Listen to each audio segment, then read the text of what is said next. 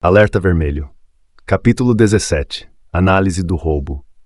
É incrível como estar apaixonado muda tudo. Quando Helena e eu voltamos para Moscou, eu estava com as energias completamente renovadas. Com ela ao meu lado, sentia que podia vencer qualquer desafio. Àquela altura, minha maior preocupação era deter o brutal roubo em curso nas empresas cujas ações faziam parte da carteira do fundo. O Hermitage havia perdido 90% do seu valor desde o calote russo, e agora os oligarcas estavam no processo de roubar os 10% restantes. Se eu não fizesse alguma coisa, o fundo acabaria absolutamente sem nada. Havia desvios em todos os setores da economia, de bancos a recursos naturais, mas a empresa que mais se destacava era a maior do país, a Gazprom, que atuava no segmento de petróleo e gás.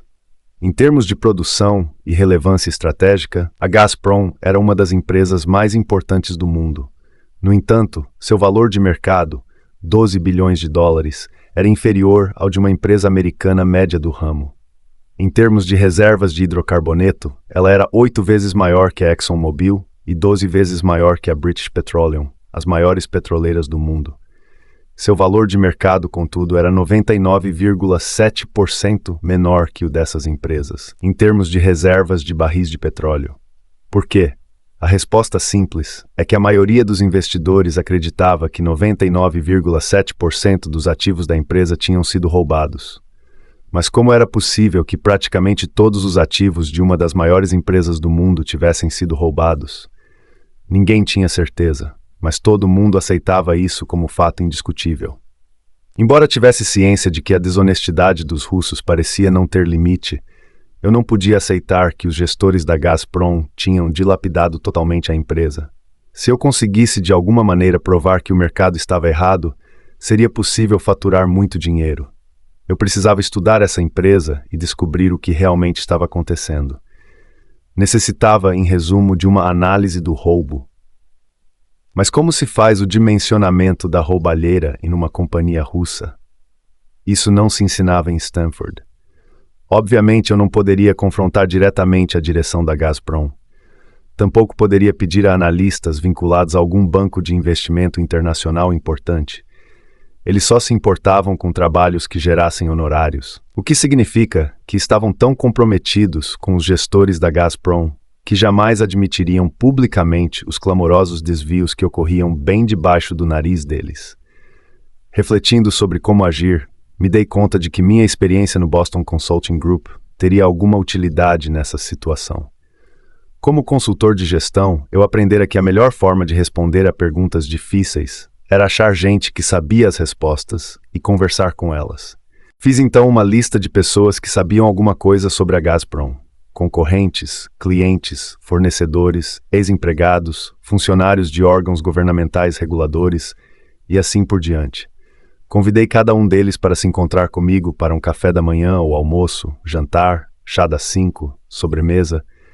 Eu não queria espantá-los de cara, então não lhes passava minha pauta inteira. Apenas dizia que era um investidor ocidental interessado em conversar. Surpreendentemente, cerca de 30 das quase 40 pessoas que convidei aceitaram se reunir comigo. Minha primeira conversa foi com o diretor de planejamento de um pequeno concorrente nacional da Gazprom. Careca, levemente acima do peso, ele trazia no pulso um relógio soviético e vestia um terno cinza amarrotado. Vadim e eu almoçamos com ele em um restaurante italiano chamado Dorian Gray, perto da Praça Bolotnaya, às margens do rio Moscou. Depois do habitual bate-papo introdutório, fui direto ao ponto. Pedimos para conversar com você porque estamos tentando descobrir o que foi roubado da Gazprom. Você é um dos especialistas nesse ramo e gostaria de saber se estaria disposto a compartilhar um pouco do seu conhecimento conosco. Houve um momento de silêncio.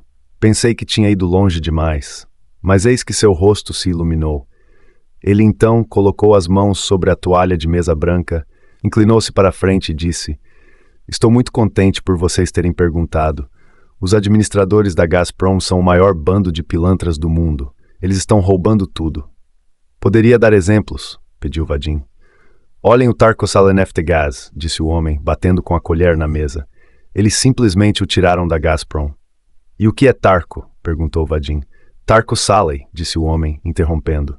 "É um campo de gás na região de Yamalunenets." tem algo em torno de 400 bilhões de metros cúbicos de gás. Vadim pegou sua calculadora e converteu o número para seu equivalente em barris de petróleo. O número ao qual chegou, 2,7 bilhões de barris de petróleo, significava que o campo Tarco Saley era maior que os das reservas da companhia petroleira americana Occidental Petroleum, cujo valor de mercado era de 9 bilhões de dólares. Eu já tinha visto muita coisa na vida, mas confesso que fiquei pasmo ao saber que uma empresa de 9 bilhões de dólares havia sido roubada da Gazprom. Prosseguindo, o homem citou nomes, datas e nos falou de outros importantes campos de gás que estavam sendo roubados.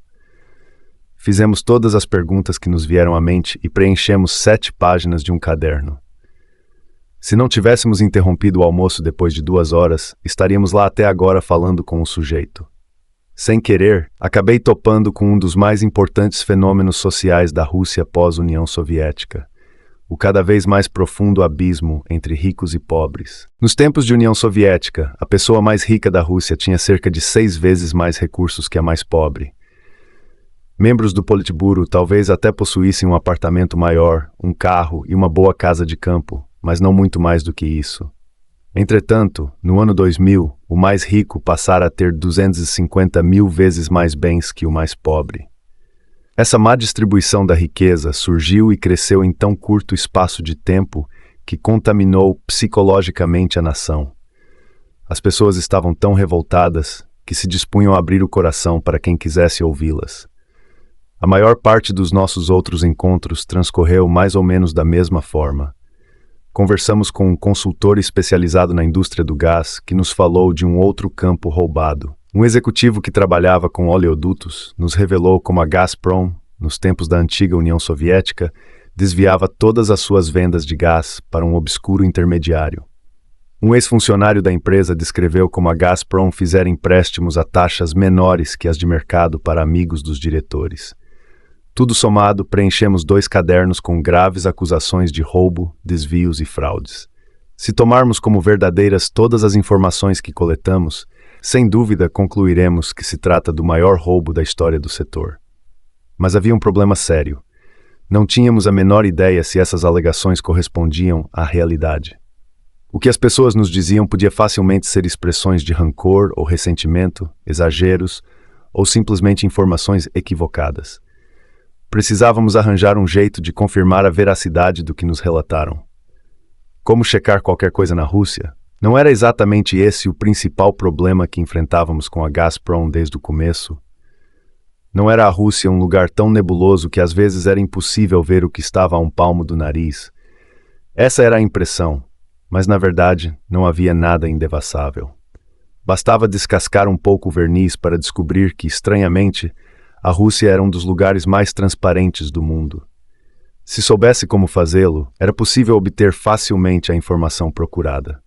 Foi isso que aprendemos, quase por acaso, algumas semanas depois de concluirmos as entrevistas sobre a Gazprom. Vadim estava indo em seu Volkswagen Golf para o trabalho quando o trânsito parou no Boulevard Ring, esquina com a Tverskaya, na Praça Pushkin. Naquele cruzamento, os carros têm que virar à esquerda ou à direita, o que formava um congestionamento na maior parte do dia. Com os motoristas presos em seus veículos por até 1 hora, surgia um pequeno exército de espertos garotos maltrapilhos oferecendo de tudo, de DVDs piratas a jornais isqueiros. Naquele dia, sentado em seu carro, Vadim viu se aproximar um menino exibindo seus produtos. Vadim não estava interessado, mas o garoto insistiu. Tudo bem. Vamos ver. O que você tem aí para vender? Perguntou desconfiado. O garoto abriu sua parca azul suja, revelando uma coleção de CD-ROMs alojada num grande estojo expositor de plástico. Tenho bancos de dados. Vadim aguçou os ouvidos. Que tipo de banco de dados? Todos os tipos. Listas de telefones celulares, declarações de imposto de renda, infrações de trânsito, dados de fundos de pensão, o que você quiser. Interessante. Quanto? Depende. De 5 a 50 dólares. Forçando a vista para conseguir ler as letrinhas impressas na coleção de discos do estojo do menino, Vadim bateu o olho em um intitulado Banco de Dados da Câmara de Registro de Empresas de Moscou. Ele então olhou com mais atenção. A Câmara de Registro de Empresas de Moscou é o órgão que monitora e coleta dados sobre proprietários de empresas baseadas em Moscou. Vadim apontou para o disco. Esse aqui, quanto custa? Esse. $5. Vadim entregou ao menino uma nota de $5 americanos e pegou o disco. Assim que chegou ao escritório, correu para seu computador com o intuito de verificar se tinha acabado de torrar $5 em um disco vazio. No entanto, como prometera o jovem ambulante, apareceu na tela um menu que permitia a Vadim procurar os donos de toda e qualquer companhia moscovita. Foi nesse momento que nos deparamos com um segundo importante fenômeno russo. O país era um dos lugares mais burocráticos do mundo. Por ser a época da União Soviética, uma economia planificada, Moscou precisava de dados sobre todos os aspectos da vida para que seus burocratas pudessem decidir sobre tudo, desde quantos ovos deveriam ser enviados para Krasnoyarsk até quanta eletricidade Vladivostok consumia. O fato de o regime ter caído não mudou nada. Os ministérios de Moscou continuaram existindo, e seus aparatos burocráticos não mediam esforços para registrar e explicar tudo o que estava sob sua responsabilidade. Depois da descoberta fortuita de Vadim na Praça Pushkin, rapidamente nos tornamos adeptos da prática de ir atrás de todo tipo de informação que nos ajudasse a checar as acusações que ouvíramos nas entrevistas sobre a Gazprom. A partir desses bancos de dados, concluímos que, entre 1996 e 1999, os gestores da empresa tinham vendido 7 grandes campos de gás por um preço irrisório. Essas vendas de ativos eram não apenas imensas, como também descaradas, realizadas sem o menor pudor. Os donos dos bens roubados não faziam nada, nem mesmo para tentar dissimular sua condição de proprietários. Um dos exemplos mais gritantes era a história da Sibneftegaz, uma subsidiária da Gazprom. A empresa, uma produtora de gás na Sibéria, obtivera em 1998 licenças de um campo de gás que continha o equivalente a 1,6 bilhão de barris de petróleo. Com base em um cálculo ultraconservador, concluímos que a subsidiária valia cerca de $530 milhões. No entanto, permitiu-se que um grupo de compradores adquirisse 53% da Sibneftegaz por um total de $1,3 milhão, ou seja, 99,5% menos que nossa estimativa do que seria um valor justo. Quem eram esses felizes compradores? Um deles era Gennady Vyakirev, irmão do CEO da Gazprom, Rem Vyakirev. Gennady, junto com seu filho Andrei, usou uma empresa para comprar 5% da Sibneftegaz por $87.600. Outro lote da companhia, de 18%, foi comprado por $158 mil, por uma empresa que tinha entre seus sócios um certo Viktor Bryansky, que fora diretor do Departamento de Planejamento Estratégico da Gazprom. Uma fatia de 10% da Sibneftegaz foi adquirida por uma empresa controlada por Vyacheslav Kuznetsov e sua esposa, Natalie. Vyacheslav era o diretor do Departamento de Auditoria Interna da Gazprom, justamente o departamento que deveria detectar e impedir que esse tipo de transação acontecesse. Descobrimos 6 outras grandes vendas de ativos em que as mesmas técnicas foram empregadas. Ao somar todas as reservas de gás e óleo que haviam sido extraídas do balanço da Gazprom, Vadim chegou à conclusão de que a empresa na prática havia entregado quase de graça reservas equivalentes às do Kuwait. Países já entraram em guerra por muito menos. Contudo, o mais assombroso era que, embora fossem gigantescas, essas reservas de gás e petróleo representavam, pelos cálculos de Vadim, apenas 9,65% do total das reservas da Gazprom. Em outras palavras, mais de 90% das reservas da companhia não haviam sido roubadas. Nenhum outro investidor compreendia isso. Os mercados tomavam como verdade absoluta que a Gazprom havia sido literalmente pilhada até a última gota de petróleo e o último metro cúbico de gás, motivo pelo qual suas ações eram negociadas por valor 99,7% inferior ao de empresas equivalentes do Ocidente. Mas nós acabáramos de provar que mais de 90% das reservas ainda estavam lá, e ninguém mais sabia disso. O que um investidor deve fazer em uma situação como essa? Muito simples: comprar a maior quantidade possível de ações dessa empresa. Em um mundo em que as pessoas brigam com unhas e dentes para ganhar 20%, nós agora identificávamos algo que poderia render 1000%, talvez 5000%. Era óbvio demais, tanto que o fundo aumentou seu investimento na Gazprom até o limite de 20% dos seus recursos, o máximo que o fundo podia concentrar em uma única empresa. Para a maioria dos analistas de investimentos, Esse é o momento de parar e esperar. Você faz sua análise, faz o investimento e espera que os outros descubram o que você já sabe. Mas eu não podia proceder assim. Nossas descobertas eram grandes demais. Eu precisava dividir com o mundo essas informações. Fiz em seguida algo extremamente raro em minha profissão. Dividi o dossiê Gazprom em 6 partes e as distribuí entre 6 importantes órgãos de comunicação do Ocidente. Repórteres e editores desses veículos perceberam a abrangência da nossa pesquisa e o impacto que a história teria e não conseguiram resistir.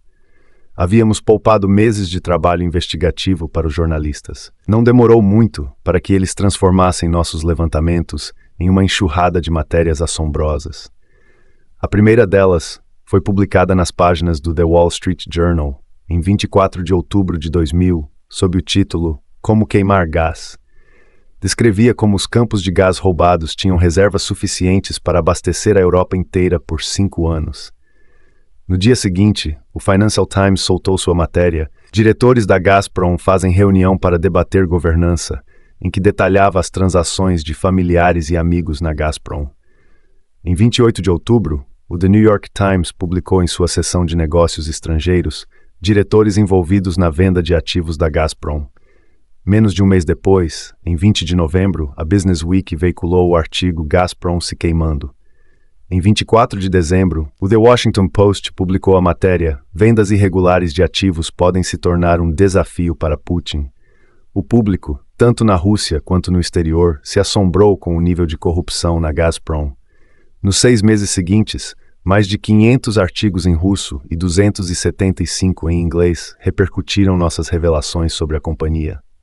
Na Rússia, a cobertura jornalística teve impacto marcante. No plano abstrato, russos até aceitavam corrupção e suborno, mas quando eram expostos a exemplos concretos de pessoas que recebiam propina e quanto recebiam, eles reagiam com fúria. Tanto que em janeiro de 2001, o parlamento russo convocou sessões específicas para debates sobre a situação da Gazprom. Essas reuniões levaram à recomendação para que a Câmara de Auditoria, o equivalente russo da Controladoria Geral da União, realizasse seu próprio inquérito na Gazprom.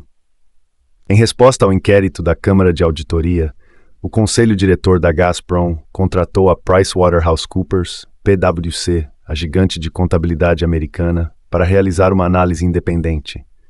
Ao cabo de várias semanas, a Câmara de Auditoria anunciou o resultado do seu inquérito.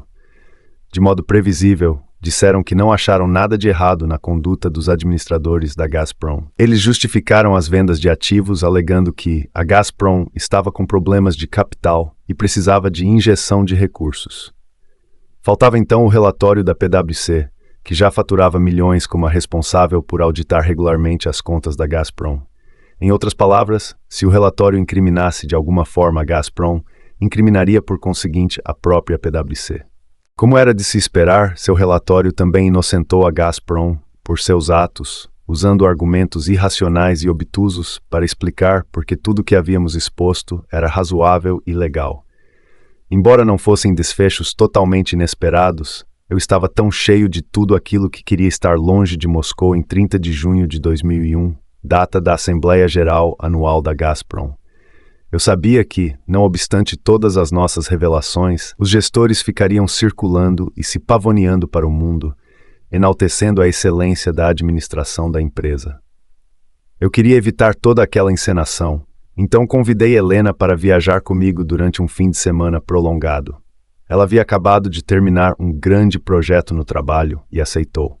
Comprei 2 passagens para Istambul, um dos poucos lugares interessantes para onde Helena podia viajar sem precisar tirar visto. Partimos no dia da Assembleia Anual da Gazprom. No aeroporto Atatürk, pegamos um táxi para o Siragan Palace Hotel, que no passado fora o palácio de um sultão, localizado no lado europeu do Estreito de Bósforo. Era um lindo e ensolarado dia de verão. Fomos para a varanda ao lado da piscina e almoçamos sob um imenso guarda-sol branco. Navios de todos os tamanhos passavam logo abaixo, entrando e saindo do Mar de Mármara. Foram não mais que 3 horas de voo, mas as vistas e os sons exóticos da Turquia, somados à presença reconfortante de Helena, fizeram com que eu me sentisse a anos-luz da desonestidade suja da Rússia. Quando pedimos sobremesa acompanhada de chá de menta, meu telefone tocou. Eu não queria atender, mas, como era Vadim, tive que fazê-lo. Ele tinha notícias incríveis. Os gerentes da Gazprom não estavam desfilando e se pavoneando na Assembleia Anual. Rem Vyakirev tinha acabado de ser demitido do cargo de CEO da companhia por ninguém menos que o próprio presidente Vladimir Putin. O líder russo substituiu Vyakirev por um homem praticamente desconhecido chamado Alexei Miller. Assim que assumiu, o novo CEO anunciou que preservaria os ativos restantes no balanço da Gazprom e recuperaria o que havia sido roubado.